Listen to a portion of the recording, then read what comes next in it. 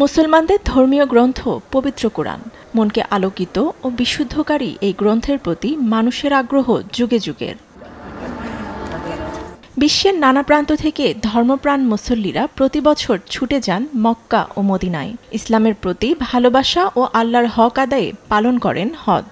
সেই সঙ্গে তারা আগ্রহ দেখান ইসলামের ইতিহাস ও ঐতিহ্যের প্রতি। পরিদর্শন করেন বিভিন্ন দর্শনীয় স্থান।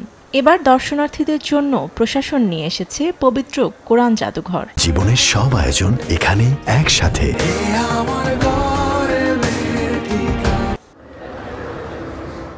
হেরা জেলায় আল জাবাল নূরের নিচে অবস্থিত এই জাদুঘরটির রয়েছে বিশেষ গুরুত্ব। কারণ এই স্থানে মহানবী হযরত মুহাম্মদ সাল্লাল্লাহু আলাইহি ওয়াসাল্লামের ওপর কোরআন অবতীর্ণ হয়েছিল। জাদুঘরে হাজিরা সহ ভিড় করছেন সাধারণ মানুষও। এ সময় কোরআনের বিরল নিদর্শনগুলো অনুসন্ধান করেন আগ্রহীরা। প্রধান আকর্ষণ হিসেবে আছে বিশ্বের বৃহত্তম কোরআন।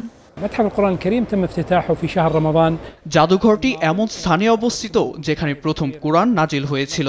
এই জেলায় হেরা গুহা অন্তর্ভুক্ত, যেখানে মহানবী হযরত মুহাম্মদ সাল্লাল্লাহু আলাইহি সাল্লামের উপর কোরআন নাজিল হয়েছিল। এই ঐতিহাসিক স্থানে অবস্থানের কারণে জাদুঘরের তাৎপর্য বেড়েছে। জাদুঘরে আরও আছে কোরআনের ঐতিহাসিক কপি, যা শতাব্দীর পর শতাব্দী ধরে ক্যালিগ্রাফি ও সংরক্ষণ পদ্ধতির মাধ্যমে এর বিবর্তন প্রদর্শন করে। এছাড়াও আছে হেরা গুহার আদলে তৈরি করা প্রতীকী গুহা। আমরা এখন যে সমস্ত জিনিস দেখতে পাচ্ছি, এই বিশাল মডেলগুলো সহ সবই ইসলামের বার্তার মহত্বকে প্রদর্শন করে। গত রমজানে মক্কার ডেপুটি আমির উদ্বোধন করেন এই জাদুঘর, যার লক্ষ্য দর্শনার্থীদের পবিত্র কোরআনের লেখা, সংরক্ষণ ও অন্যান্য নিদর্শন সম্পর্কে স্পষ্ট ধারণা দেয়া।